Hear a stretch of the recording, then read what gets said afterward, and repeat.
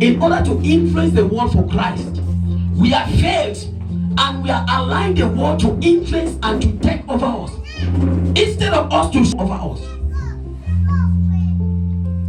But there are people that are purpose in their heart that I will not be part of me.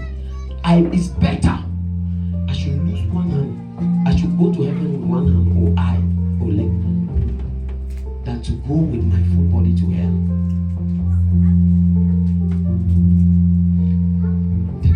Unity. We need to together.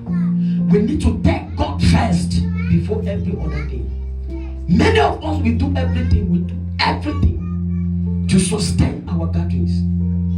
It is good. In fact, it is good to be with you, especially like a country meeting from your village. I mean, the village people is good. It's very important. It's very important. Me, I encourage anyone to make it a duty, if as possible. If it is possible, I'm saying if it is possible.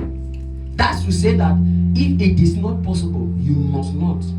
But if it is possible, then you do it. Because it is important. But it is not as important as our own kind of gathering. When you begin to treasurize those kind of gatherings more than God, or when you begin to participate there and take it as a duty, but in the house of God, you are not able to participate in one thing or the other. You are not able to remove money to support the move of God. It's a sign that you are overwhelmed, you are covered, you are carried by worldliness. You are full of yourself, flesh. Let us make sure God becomes the center. Let us put Him first before any other thing. I make up my mind that anything that will want to, that threatens my faith, I better lose that thing for the sake of God. If I fight with you and get to a point that I realize that you are almost throwing me down, I will make sure I disconnect myself and then give space. I'll make sure I run. That for you to overcome me. In fact, a wise man, if he begins to fight with somebody and he realizes that that man is stronger than him, he will run. If you are wise, then you will run. Or else you may be slaughtered. It is better than to allow your faith to be swallowed by the spirit of worldliness.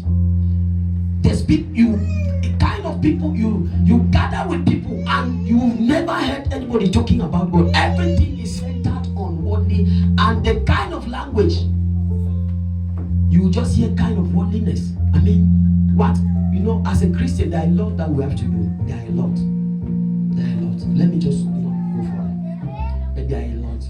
Because our conversation, there are gatherings that even the words, the statements, the infrastructures that they put in place is threatening God. Where I've been in a meeting in Bafang where they will set a place. That means where they will gather money to give and they call it trouble bank. As a Christian, you don't have any trouble bank. But if you don't have the knowledge of God, you will be involved in such thing. And that's how you invite calamities in your home.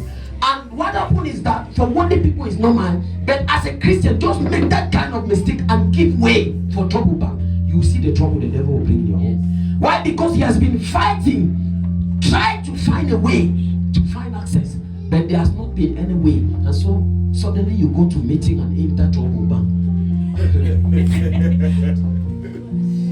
My God. We need to be wise. We need to be wise. It is in the presence of God that our safety is guaranteed. It is in God first. It's in God first. When I go to meeting, I go because I have to be present, not because when I die they will help me. No. Or when somebody dies, no. Our help does not come from man. It says, woe unto him that looks for help in Egypt. That's what the Bible says. Woe unto him that looks for help in Egypt. Our help comes from God, the maker of heaven and earth.